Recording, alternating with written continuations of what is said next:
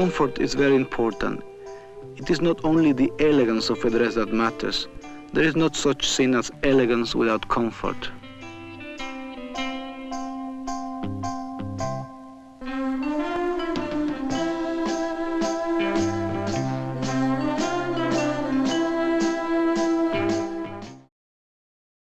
I don't know, I think that with my style personally, I like to just be able to feel comfortable in the clothes I wear. I feel really comfortable when I like what I'm wearing. The most important thing about my style to me is being able to just express myself in a way that I feel comfortable. I think that Gen Z definitely dresses more for themselves, just based off the clothes that I've seen in a high school environment. I don't think they're really trying to dress for other people. It's more like to just express themselves. I used to not wear things that I really like to wear, and I used to wear more plain stuff, and I like that on other people, but it was not something that I felt comfortable wearing. I would honestly describe my style as a makeshift of things I like. I kind of tend to dress more grunge, but mostly it's just things that I find that I feel look good or that make me happy. I have a lot of body dysmorphia issues, and that contributes to how I shop. So I mainly thrift, and I like to shop in person in stores. My clothes come from my mom and my sister, and I think my jeans are from Gap. I personally really do not like to shop at brands such as Lululemon, Brandy Melville. What are other white girl brands? I get my clothes at Urban Outfitters. Urban Outfitters, I really do not support them. PacSun. PacSun, I do not support them either. I mean, I don't like to buy stuff from Shein because it's not sustainable.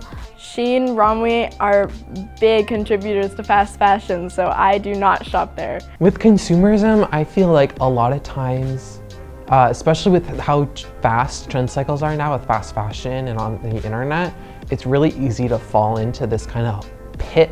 Every cycle, pretty much, you're buying new clothes.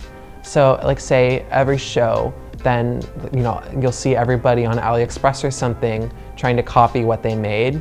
And I think it's kind of this endless cycle that I have fallen victim to sometimes, where I'm oh, well, I saw it on the runway, I can't afford it, but I know I can get this cheap knockoff, which is exploited labor. I wouldn't say I'm a seamstress or anything, but I do like to customize my own clothes. And I will, every once in a while, cut up a pair of jeans, and I made a really cool skirt.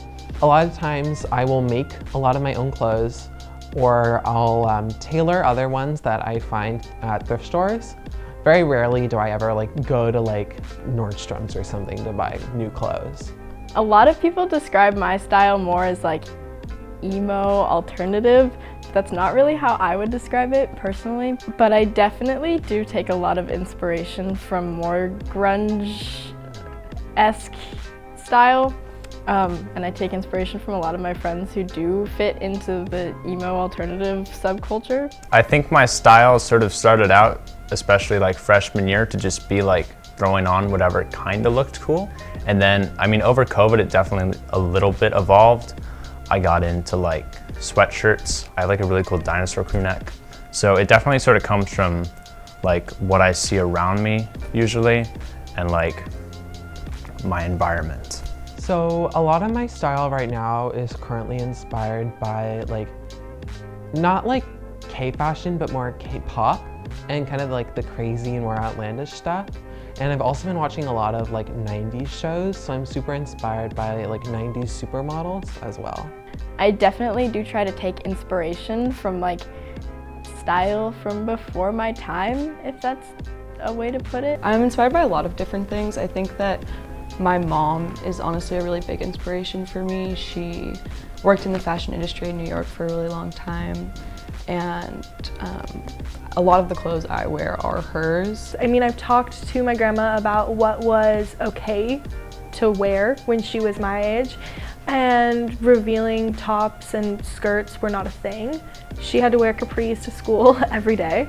So I definitely think there's a huge difference there. And also just being allowed to wear more revealing clothes and that being more socially acceptable is kind of a newer thing. I mean, 40, 50 years ago, that was really, really frowned upon, and there were some really harming and damaging titles that people had if they wore revealing clothes.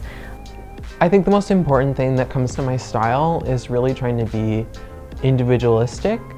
A lot of times I feel like people nowadays, they just want to slap whatever they see on Instagram on themselves, or they want to really just kind of blend in, but I feel like that's not fun, and it's more fun to try and do stuff that you don't see people usually doing all the time.